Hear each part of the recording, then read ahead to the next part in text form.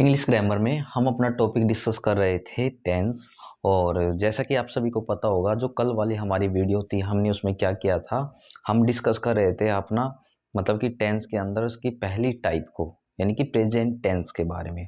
और कल वाली वीडियो में हमने क्या किया है, प्रेजेंट टेंस का जो सेकंड सब पार्ट था यानी कि प्रेजेंट कॉन्टिन्यूस टेंस, उसको हमने यहाँ पे क्या किया था, अकॉर्डिंग टू कंसेप्ट यानी कि उसके स्ट्रक्चर के अकॉर्डिंग जो इम्पोर्टेंट हमारी बातें हो सकती थी उनको अच्छे से हमने क्या किया है, यहाँ पे समझा है।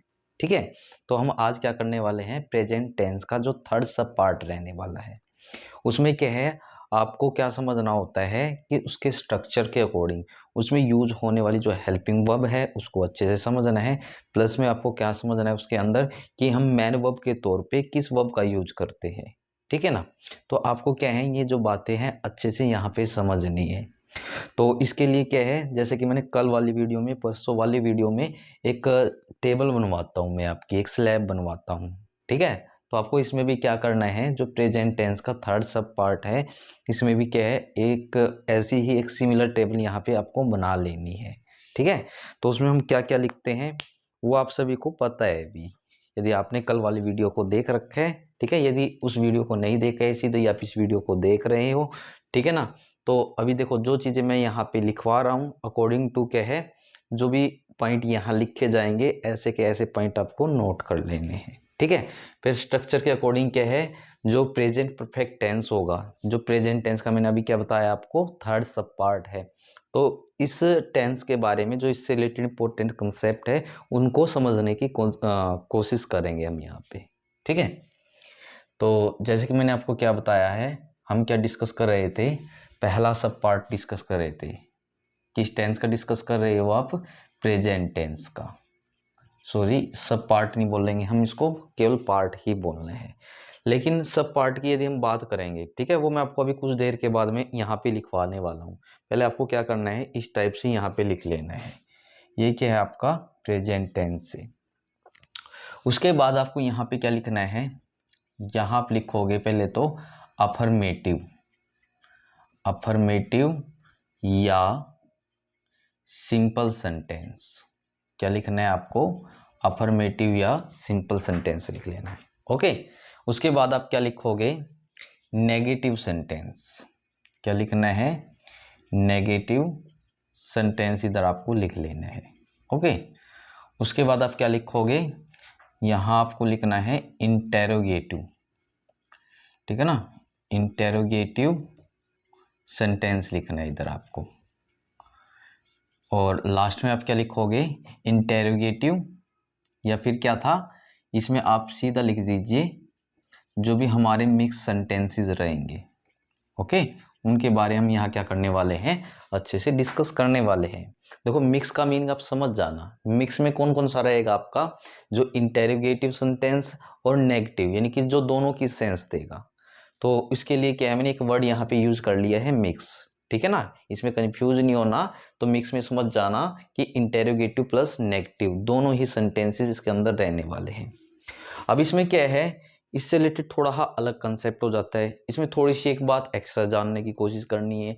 इसका केस क्या होता है, मतलब कि ऐसे करके क्या है, इस छोटी सी टेबल से प्रेजेंट टेंस के बारे में जो आपकी इंपॉर्टेंट बातें हैं ना, यानी कि प्रेजेंट परफेक्ट टेंस के बारे में आप वो आसानी से यहाँ पे क्या है समझ सकते हो। ओके, तो अभी के लिए आपको करना क्या है, यहाँ पे इस टाइप से अपनी जो लाइन है विद स्केल के अच्छे से ड्रॉ कर लेनी है। ठीक है, यहाँ पे आपको एक लाइन ड्रॉ करनी है,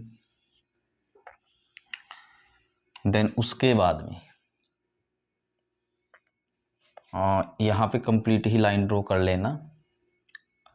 देन फिर यहाँ पे उसके बाद क्या है, आपको यहाँ ड्रॉ करनी है, उसके बाद यहाँ पे, देन यहाँ पे, और ऐसे करके।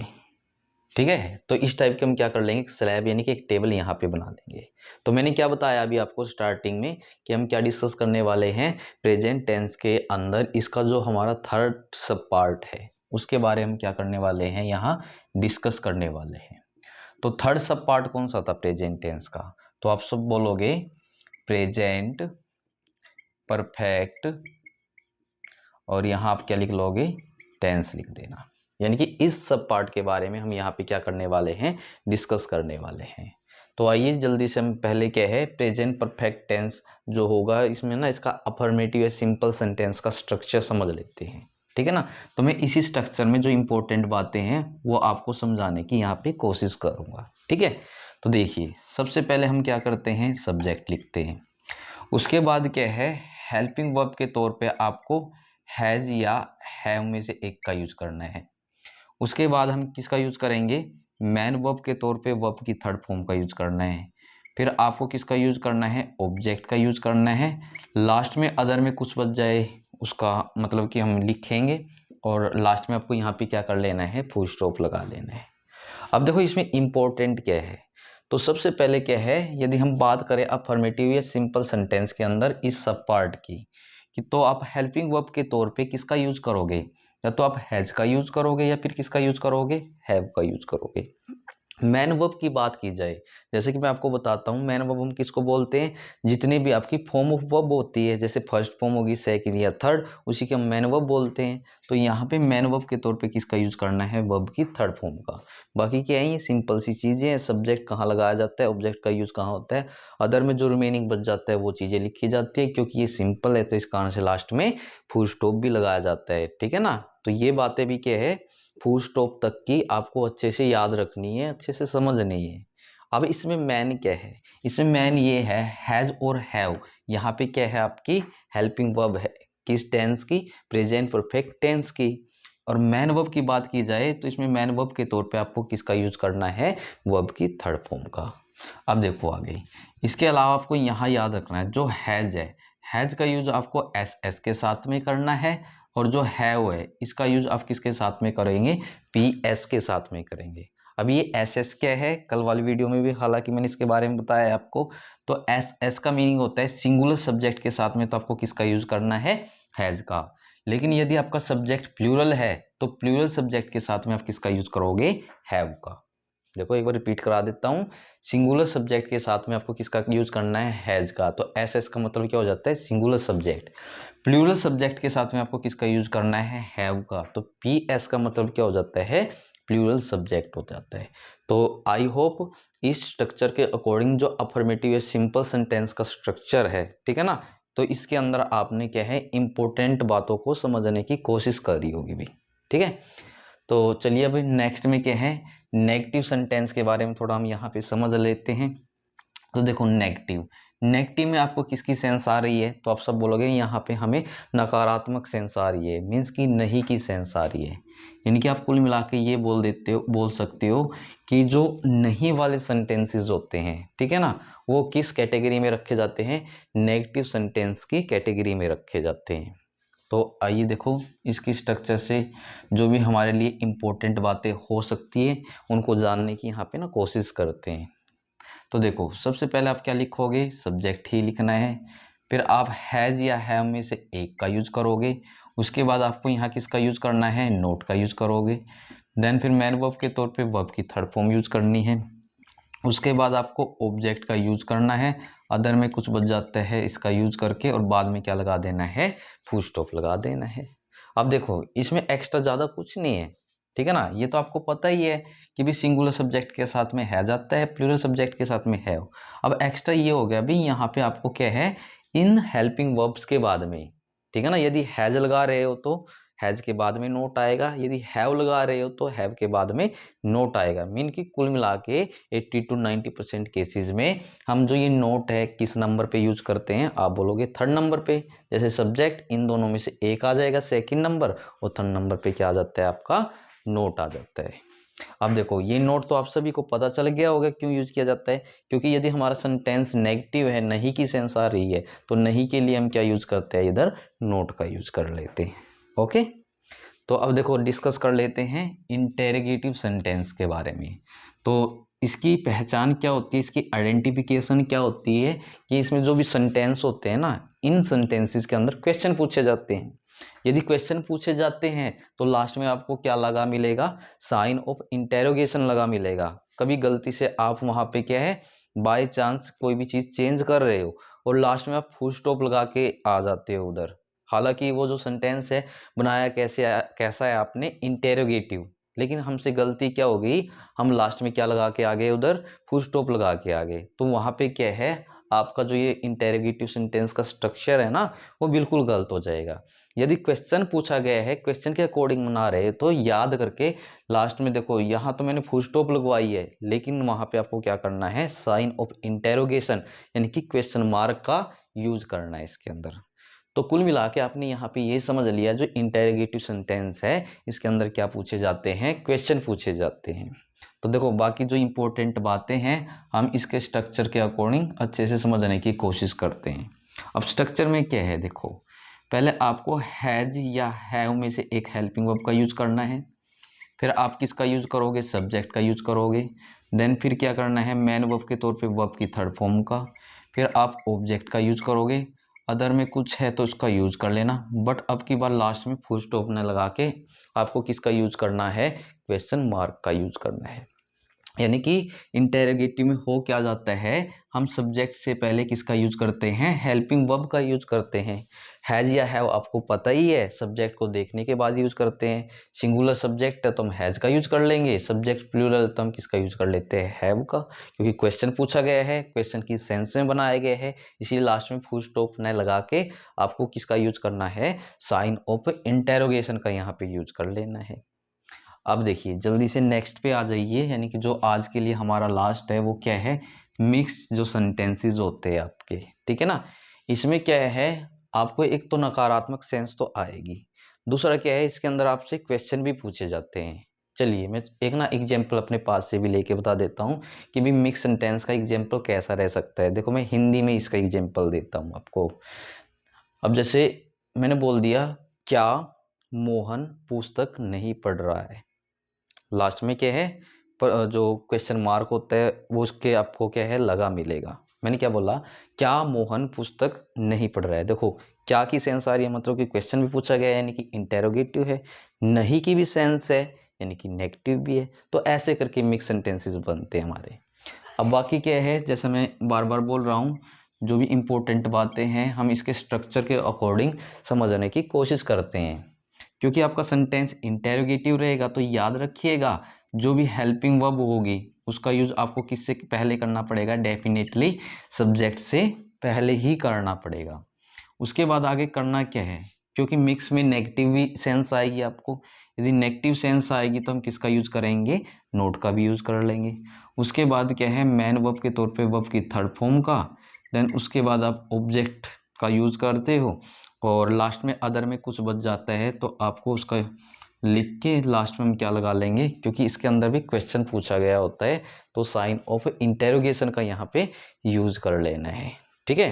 क्योंकि क्वेश्चन पूछा गया था इस कारण से सब्जेक्ट से पहले आपकी हेल्पिंग वर्ब आ गई, क्योंकि इस मिक्स वाले सेंटेंसेस के अंदर नेगेटिव सेंस भी आती है, तो नेगेटिव के लिए हम किसका यूज कर लेते हैं, नोट का यूज कर लेते हैं, ठीक है।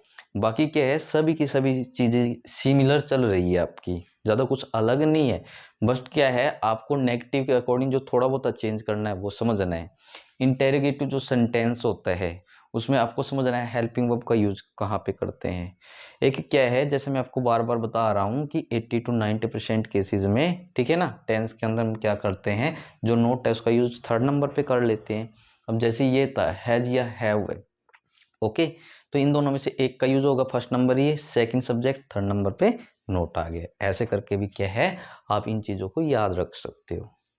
तो देखिए आज हमने क्या किया, जो प्रेजेंट टेंस था, प्रेजेंट टेंस में इसका जो थर्ड सब पार्ट था यानी कि प्रेजेंट परफेक्ट टेंस, तो इससे रिलेटेड जो हमारे इंपॉर्टेंट कंसेप्ट है, क्योंकि क्या है जब हम आगे बढ़ेंगे जो भी हमारे इंपॉर्टेंट एग्जाम्पल को मतलब कि यहाँ पे क्या है डिस्कस करेंगे, तो वहाँ पे क्या है आपको ये जो ये चीज़ें मैं अभी लिखवा रहा हूँ बहुत ज़्यादा क्या है काम आने वाली है, ठीक है। तो इसलिए क्या है, इनमें जो भी आपको ये लगता है कि हमारे लिए इम्पोर्टेंट हो सकता है, तो आपको करना क्या है, इन चीज़ों को अच्छे से याद कर लेना है, इनको अच्छे से समझ लेना है भी, ठीक है। तो यानी कि ऐसे करके आप इस टेबल को क्या कर लोगे, कंप्लीट कर लेना। तो ये टेबल हो जाती है प्रेजेंट परफेक्ट टेंस से रिलेटेड जो भी हमारे इंपॉर्टेंट कंसेप्ट बन सकते हैं। तो इस टेबल के अकॉर्डिंग मैंने क्या किया है, आपको सभी कंसेप्ट्स को अच्छे से समझाने की कोशिश करी है। ठीक है, एक बार जल्दी से क्या है इनका ना रिवीजन ले लेते हैं। ओके, प्रेजेंट टेंस में हमने क्या डिस्कस किया आज, प्रेजेंट परफेक्ट टेंस के बारे में। तो सबसे पहले क्या है, मैंने अफर्मेटिव सिंपल सेंटेंस में जो इंपॉर्टेंट बातें आपको याद रखनी है उसके बारे में बताया है। तो क्या क्या बताया मैंने, सब्जेक्ट का यूज करेंगे, हैज़ या हैव में से एक का यूज करेंगे, सब्जेक्ट सिंगुलर तो हैज़ का यूज करिए, सब्जेक्ट प्लूरल तो हैव का यूज करिए, मैन वर्ब के तौर पे वर्ब की थर्ड फॉर्म का यूज करना, फिर ऑब्जेक्ट का अदर में कुछ है वो लिख के बाद में फुल स्टॉप लगा देना है। फिर हमने क्या किया है, प्रेजेंट परफेक्ट टेंस में नेगेटिव सेंटेंस यानी कि जिससे हमें नकारात्मक नहीं की सेंस आती है उसके बारे में डिस्कस किया है। तो नहीं के लिए हम क्या यूज करते हैं, नोट का यूज करते हैं। 80 to 90% केसेज में हम नोट का यूज कहाँ पे कर लेते हैं, थर्ड नंबर पे कर लेते हैं। ये बात मैंने आपको बताई है, ठीक है ना, 2 से 3 बार मैं आपको जो ये है बात बता चुका हूँ। तो इसका स्ट्रक्चर क्या होता है, सब्जेक्ट के बाद में आपको हेल्पिंग वर्ब में से हैज़ या हैव का में से एक का यूज़ कर लेना है। फिर आपको क्या है, नेगेटिव होने का नोट का भी यूज़ करना पड़ेगा, मैन वर्ब के तौर पे वर्ब की थर्ड फॉर्म। उसके बाद आपको ऑब्जेक्ट का अदर में कुछ रह जाता है वो लिख के बाद में फुल स्टॉप लगा लेना है। फिर क्या किया है, इस टेंस में हमें इंटेरोगेटिव सेंटेंस जिसमें कि क्वेश्चन वगैरह पूछे जाते हैं। तो इसमें होता क्या है, सब्जेक्ट से पहले हम हेल्पिंग वर्ब का यूज करते हैं, मैन वर्ब के तौर पे वर्ब की थर्ड फॉर्म, फिर ऑब्जेक्ट अदर क्योंकि क्वेश्चन पूछा गया है, इस कारण से सेंटेंस के लास्ट में आप क्या लगाते हो, साइन ऑफ इंटेरोगेशन लगाते हो। देन मिक्स में, मिक्स का मतलब मैंने क्या बताया था आपको, इंटेरोगेटिव भी होगा और नेगेटिव सेंटेंस भी होगा। तो स्ट्रक्चर में क्या है, सब्जेक्ट से पहले हैज़ या हैव दोनों हेल्पिंग वर्ब में से एक का यूज करना है। उसके बाद क्या है, सब्जेक्ट के बाद नोट लगाना है, मेन वर्ब के तौर पे वर्ब की थर्ड फॉर्म, फिर ऑब्जेक्ट, फिर अदर, क्योंकि इसके अंदर भी इनडायरेक्टली क्वेश्चन ही पूछा जाता है। तो इस कारण से लास्ट में फुल स्टॉप न लगा के आपको किसका यूज करना है, यहाँ पे लास्ट में साइन ऑफ इंटेरोगेशन या क्वेश्चन मार्क का यहाँ पे यूज करना है। ओके, तो देखिए इस वीडियो में क्या है, जैसे कि मैंने आपको अभी बताया था, प्रेजेंट टेंस का आपका ये जो थर्ड सब पार्ट था प्रेजेंट परफेक्ट टेंस, ठीक है ना, इसको मैंने यहाँ पे कंप्लीट करा दिए है। अब क्या है, इसके अलावा इसी टेंस का यानी कि प्रेजेंट टेंस का, ठीक है, एक और लास्ट सब पार्ट बचता है यानी कि सब पार्ट नंबर 4, जिसमें कि क्या है, हम किसके बारे में डिस्कस करने वाले हैं, प्रेजेंट परफेक्ट कॉन्टिन्यूस टेंस के बारे में, ठीक है ना। फिलहाल के लिए आपको जितना भी मैंने ये यहाँ पे समझाया है, ये भी कराया है, तो जो भी इम्पोर्टेंट बातें आपको लगती है हमें याद करने की ज़रूरत है, तो आपको क्या है यहाँ पे याद कर लेनी है। देखिए आपको ये लगेगा कि अभी थोड़ा ही हुआ है, देखो आपको क्या करना है, धीरे धीरे करके इन चीज़ों को अच्छे से जानना है और समझना है। यदि क्या है, एक बार आपको ये चीज़ें अच्छे से समझ में आ गई ना, टेंस से रिलेटेड कई टॉपिक तो आप क्या है आसानी से समझ लोगे। लेकिन शर्त क्या है, कंडीशन क्या है, ये जो चीज़ें हैं जो मैं आपको समझा रहा हूँ वो आपको अच्छे से क्लियर होनी चाहिए, ठीक है ना। तो कुल मिला के इस वीडियो में बस इतना ही रहने वाला है। तो हम कल मिलेंगे अपनी नेक्स्ट सब टाइप के साथ में। तो इस वीडियो में बस इतना ही।